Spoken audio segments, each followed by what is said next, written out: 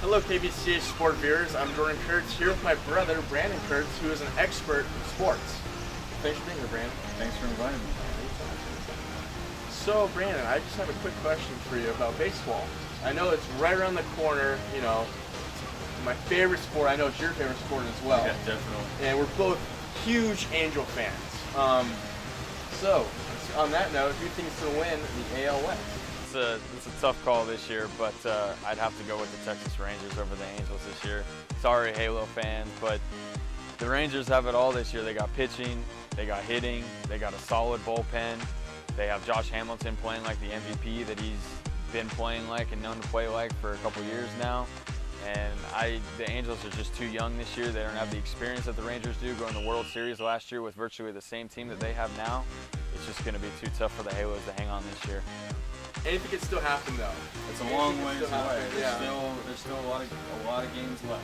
Yeah. Still a lot of baseball. Anything can happen. So moving on to the AL Central, who do you think has the edge on that one?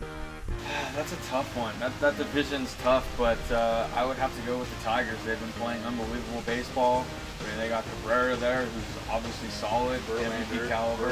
Verlander, Cy Young candidate. Yeah, I mean, they have pitching, they have defense, they have obviously hitting.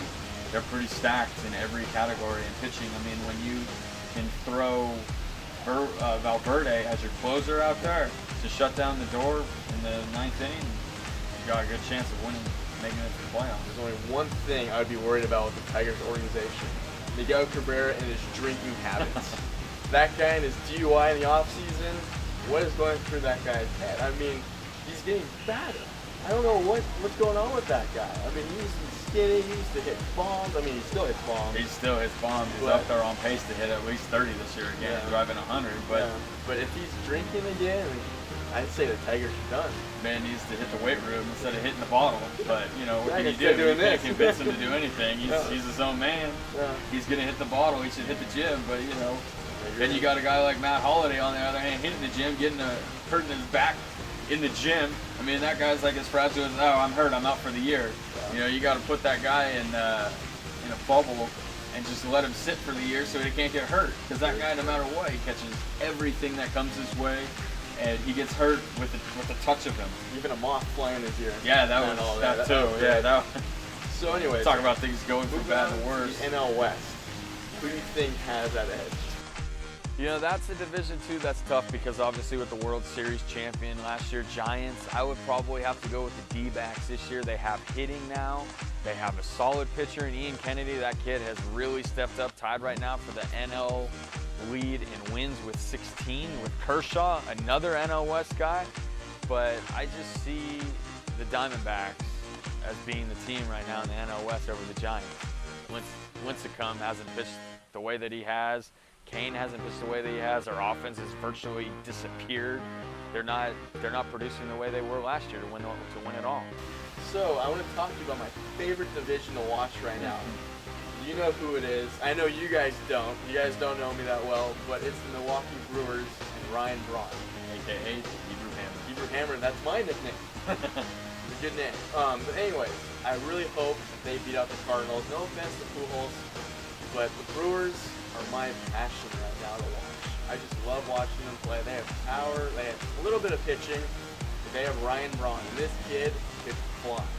Not only do they have Ryan Braun though, Jordan, they also have Prince Fielder, who's in a contract year, crushing the ball, absolutely mashing for them too. Their 3-4 is almost as good as Manny Ramirez and Ortiz back in the day when those two were putting up huge numbers too. Their pitching's been good. Greinke's starting to pitch of late. They've been looking good. And Ricky Weeks hasn't even made an appearance yet this month. So they're going to be stacked for the playoffs too. They'll have hitting, they'll have pitching, they'll have defense. They got a lot of guys, and Renicky, an ex-Angel manager at the helm, running the show, another guy, another Angel guy. And in your opinion, which division do you think is going to be the toughest? I would have to go with the AL East. They got 3 solid teams in there. Anytime you have the Yankees, the Red Sox, and the Rays in one division, that's pretty competitive. It's great baseball all the way around, and it's going to be a long division title run for each team. That's a very tough division, and I think the Red Sox and the Yankees both have the playoffs in their system. They both have the experience by far, and one of those two teams usually end up making it to the World Series, so it'll be interesting who takes the division and who takes the wild card, because you know 2 teams are coming out of that division for sure. Yeah, very true. And I'm sorry, Yankee fans, but I think the Red Sox have the pitching now. I know Yankees have the hitting, but in my opinion, it's all about the pitching. I would definitely agree. I would pick the Red Sox over the Yankees this year. The Red Sox do have it all. They got a solid pitching staff this year.